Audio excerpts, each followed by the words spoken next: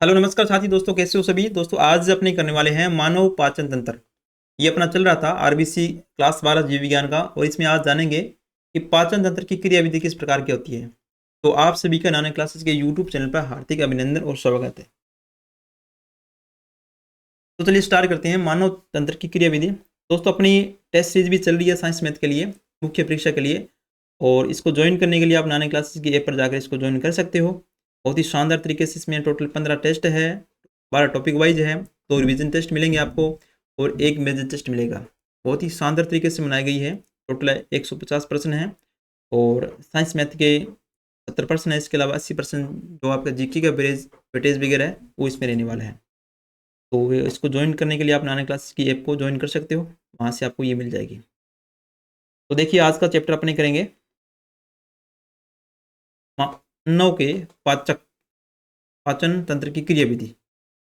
इस प्रकार की क्रियाविधि होती है और इसमें कौन कौन से भाग है जो इसमें प्रमुख भूमिका निभाते हैं और कौन कौन से कार्य करते हैं।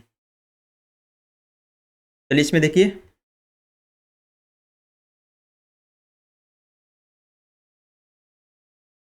मानव के पाचन तंत्र की क्रियाविधि। देखो मानव के पाचन तंत्र की क्रिया का अध्ययन देखो किन किन चरणों में होता है। अंतर्ग्रहण, भोजन को ग्रहण किया, फिर उसका पाचन होगा, डाइजेशन होगा, फिर वहाँ पर अवशोषण होगा, कुछ पोषक तत्वों को ग्रहण किया जाएगा और रक्त के माध्यम से शरीर के प्रत्येक भाग तक पहुँचाया जाएगा। तो शरीर को क्या मिलती है, ऊर्जा मिलती है। और फिर उसका क्या होता है, स्वांगीकरण होता है और इसका वेगक्षेपण यानी कि बाहर निकाल दिया जाता है। इनका क्रम आप याद रखना, एक आहार नाल का क्रम क्या है और ये इसका क्रम, यहाँ से मोस्टली प्रश्न बनते हैं ये। अब देखो अंतर्ग्रहण,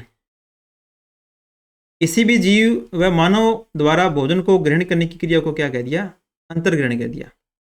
मानव एक सर्वाहारी प्राणी है और मानवीय अंतर्ग्रहण 2 चरणों में पूर्ण होता है। प्रथम चरण में भोजन चबाया जाता है तथा दूसरे चरण में निगलने की क्रिया होती है। और कृंतक जो इंसाइजर दांत है, दांतों से भोजन को काट कर ग्रहण किया जाता है। और मुख गुहिका में फिर क्या होता है, चबाने की क्रिया चलती है मुख गुहिका में के अंतर्गत। ग्रहण करने के बाद अग्र चवणक यानी कि प्री मोलर्स एवं चवणक दांत क्या करते हैं, भोजन को चबाते हैं।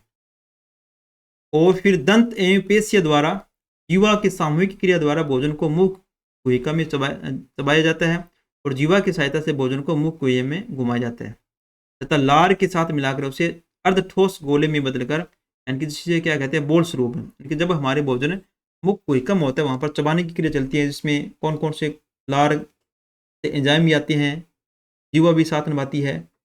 ठीक है, इस तरह के गोला समझ जाता है भोजन का, इसको क्या कहते हैं, बोल्स कह दिया, यानी निवाला। और फिर निवाला कहाँ जाएगा, मुख्य गुहिका में भोजन की उपस्थिति में उत्पन्न प्रतिवर्ती क्रिया कारण चरण क्रिया होती है। ठीक है, फिर वहां से ग्रसिका के माध्यम से कहाँ चला जाता है, अमाशय में चले जाता है। देखो पाचन, देखो इसमें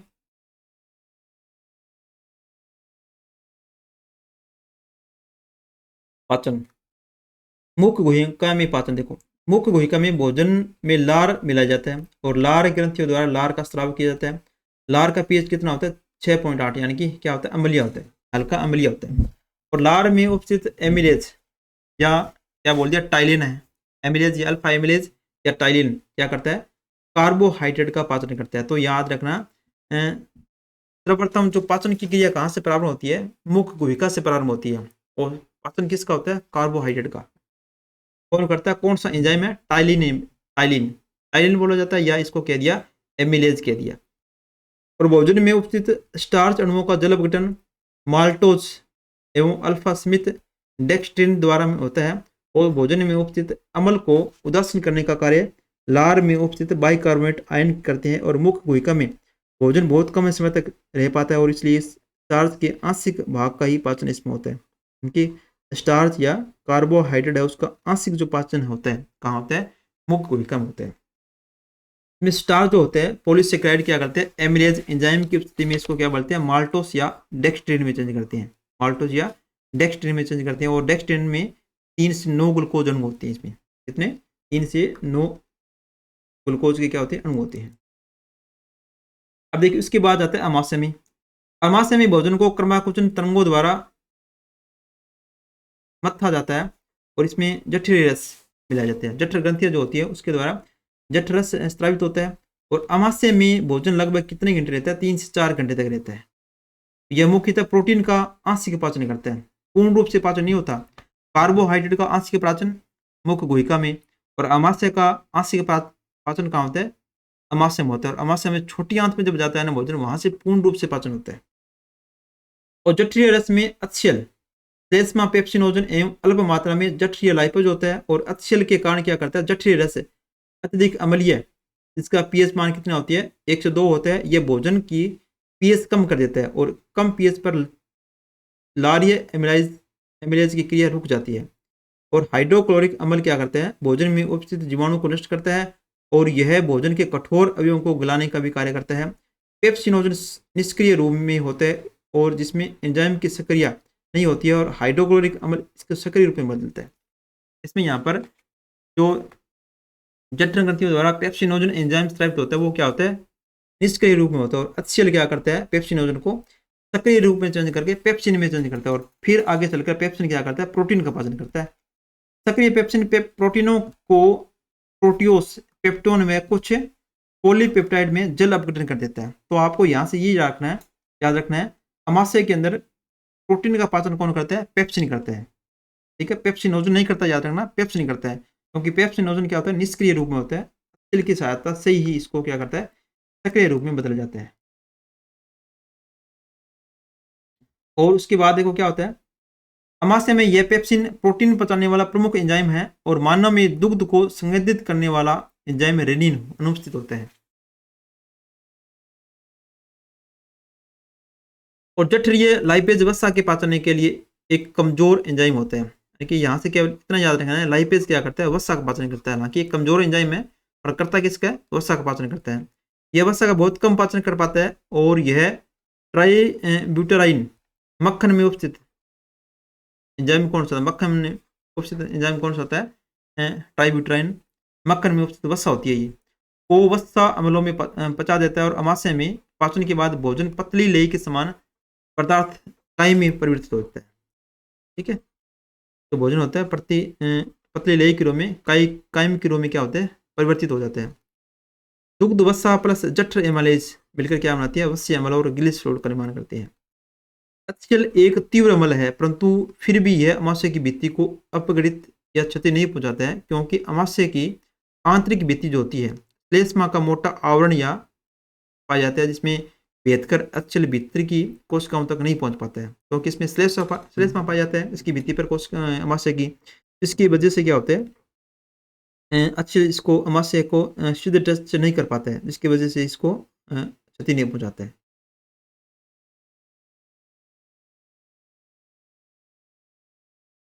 अब देखिए आगे, छोटी आंत में पाचन किस प्रकार होता है? छोटी आंत में पाचन आंशिक रूप से पचित प्रोटीन और कार्बोहाइड्रेट सहित भोजन अम्लीय कायम अर्धतरल के रूप में थोड़ा थोड़ा करके ग्रहणी में आता है।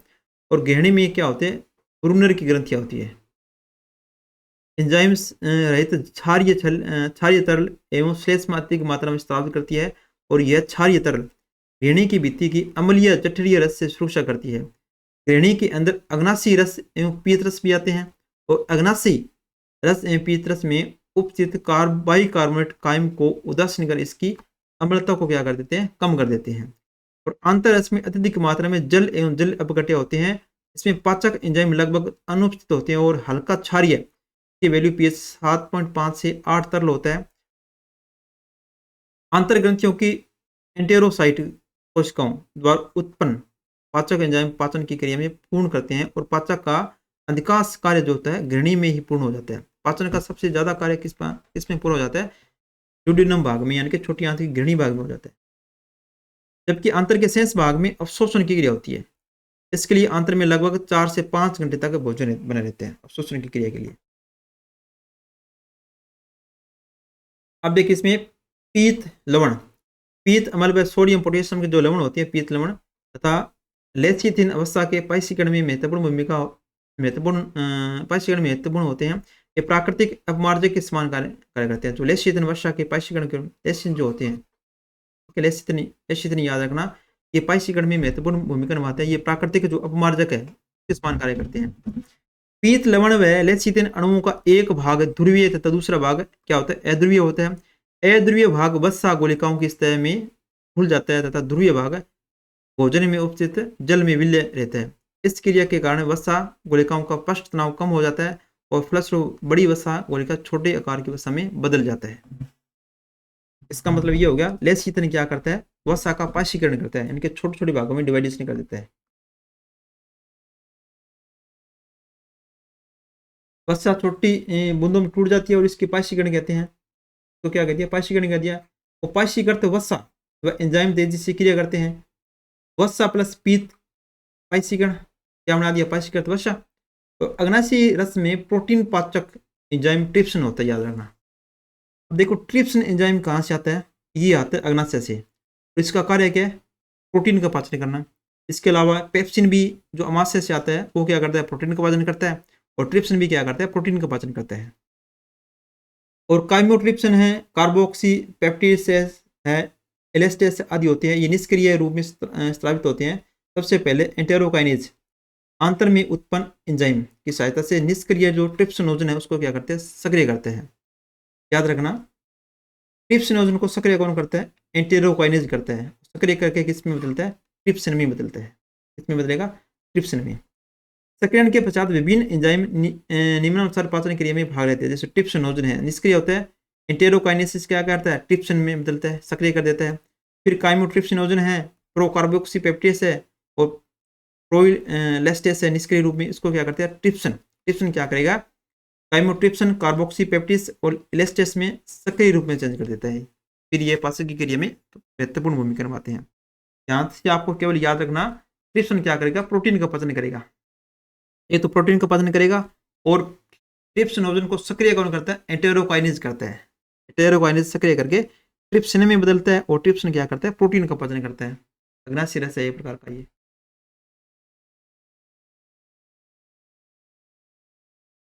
फिर देखो प्रोटीज पेप्टोन या पॉलीपेप्टाइड क्या करता है, ट्रिप्सिन और काइमोट्रिप्सिन मिलकर छोटी पॉलीपेप्टाइड और ट्राइपेप्टाइड में चेंज करते हैं। यहाँ पे छोटी पॉलीपेप्टाइड फिर कार्बोक्सी पेप्टाइड एस की सहायता से एमिनो अम्ल और डाइपेप्टाइड में बदलता है।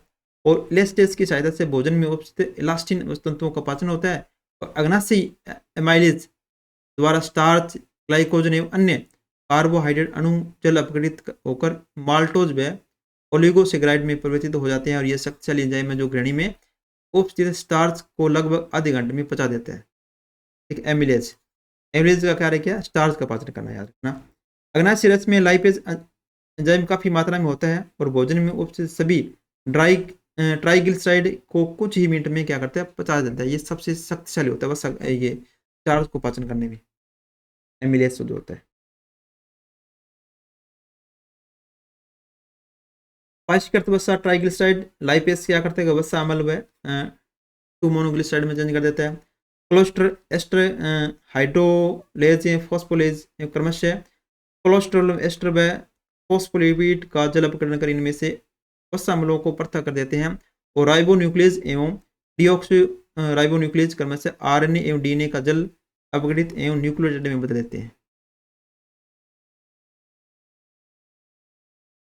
फिर यहाँ पर क्या होता है, देखो छोटी आंत में एंटेरोसाइट कोशिका में उपस्थित एंजाइमों की पाचन क्रिया निम्नानुसार होती है। ये एंजाइम सूक्ष्माकार के बाहरी सतह पर बंधित रहते हैं तथा वहीं पर संपर्क में आने वाले भोजन का अवशोषण में पूर्व जल अपघटन करते हैं। देखो इसमें याद रखना, सुक्रोज का, माल्टोज का और लैक्टोज का अपघटन होने के बाद इसमें कौन कौन किस किस में चेंज होता है। सुक्रोज किस में बदलता है, सुक्रोज बदलता है ग्लूकोज में और फ्रक्टोज में। ग्लूकोज सभी में आएगा। इसके साथ और कौन सा आएगा, जैसे सुक्रोज है, तो सुक्रेज की सहायता से इसका अपघटन होगा तो ग्लूकोज और फ्रक्टोज में चेंज होगा। माल्टोज में किस में होगा, माल्टेज की सहायता से ग्लूकोज में। और लैक्टोस में किसका होगा, ग्लूकोज और गैलेक्टस में होगा। और इसके बाद अल्फा समेत डेक्सट्रिन क्या करेगा, अल्फा समेत डेक्सट्रिनस की सहायता से ग्लूकोज में चेंज हो जाता है। इसको याद रखना है वैसे यहाँ से, ठीक है। और बाकी इसमें कुछ प्रक्रियाओं को बता रखा है, यहाँ पर ज़्यादा कुछ नहीं है। इसको छोड़ो आप, कुछ ज़्यादा कुछ नहीं है यहाँ से, कुछ प्रश्न नहीं।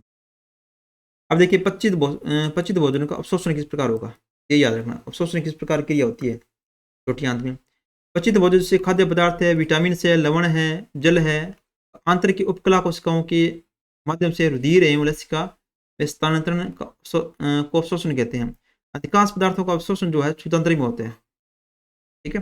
वास्तव में घुलनशील कुछ पदार्थ एल्कोहल व औषधि आदि अमाशय में अवशोषित हो जाते हैं। एल्कोहल है, औषधि है, इनका अवशोषण कहाँ होता है? अमाशय में होता है। वैसे औषधियों का अवशोषण बड़ी आंत में भी होता है और वर्धांतर में मुख्यतः जल का अवशोषण होता है। जो बड़ी आंत है उसमें मुख्य रूप से किसका अवशोषण होता है? जल का अवशोषण होता है।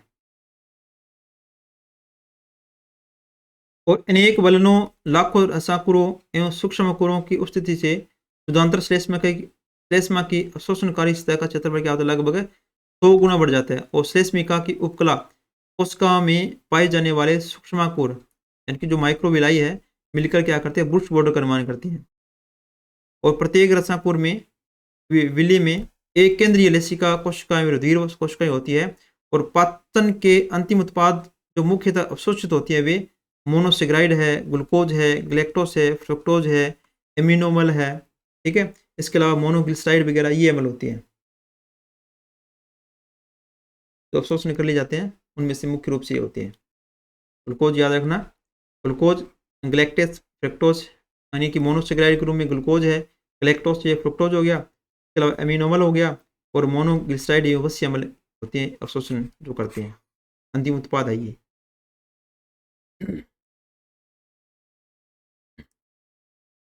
ये अवशोषण की सोडियम से बीरिंग क्रिया बता रखी है यहाँ पर, तो छोड़ो ये कुछ नहीं है। अवशोषण की मुख्य क्रिया विधियां सक्रिय अभिगमन एवं विश्लेषण करती है। अमीनो अम्ल एवं ग्लूकोज का अवशोषण सक्रिय अभिगमन द्वारा क्या होता है? रुधिर में होता है। इनका अवशोषण कहाँ होता है? रुधिर में हो जाता है। अमीनो अम्ल वगैरह ग्लूकोज का अवशोषण करने के बाद इसका अभिगमन होता है, रुधिर में होता है। और वसा का अवशोषण जो है वसीय अम्लों मोनोग्लिसराइड एवं कोलेस्टर के रूप में विषण द्वारा लसिका में होता है। और पीत की अवशोषण में महत्वपूर्ण भूमिका होती है। इन वसाओं के साथ पीत क्या करते हैं? सूक्ष्म जटिल संरचना बनाती है। ये संरचना क्या कहलाती है? मिसेल कहलाती है। मिसेल कायम की विलय कायम में क्या होता है? विलय होती है। प्रत्येक मिसेल वसा एवं पीत लवणों की छोटी गोलाकार या बेलनाकार गोलिकाएं होती है। इनका व्यास कितना होता है? 3 से 6 माइक्रोमीटर होता है। इन गोलिकाओं के केंद्रीय भाग में वसा अम्ल व मोनोग्लिसराइड होते हैं जिनके चारों ओर पीत लवण एकत्रित हो जाते हैं। जब मिसेल सूक्ष्म आकारों के समीप आती हैं तो इसमें स्थित वसा कोशिकाएं जिले में घुलनशील होने के कारण मिसेल से निकलकर कोशिका में विस्तृत हो जाती है। यहाँ पर इसमें कुछ विशेषता बता रहे हैं कि जो अवशोषण होने के बाद क्रिया क्या होती है। ठीक है। और जिनके चारों ओर पीत लवण एकत्रित हो जाते हैं इसमें मिसेल सूक्ष्म आकारों के समीप आती है और जिसमें स्थित वसा कोशिका में जिले में घुलनशील होने के कारण मिसेल से निकलकर कोशिका में विस्तृत हो जाती है और इसमें पीत लवण पीछे कायम में रह जाती है और पुनः मिसेल बनाते हैं। कोशिका में वसा है, वसा अम्ल है, मोनोग्लिसराइड है, चिकनी अंतर्द्रवी तालिका में प्रेस कर नई ट्राइग्लिसराइड संश्लेषित करते हैं।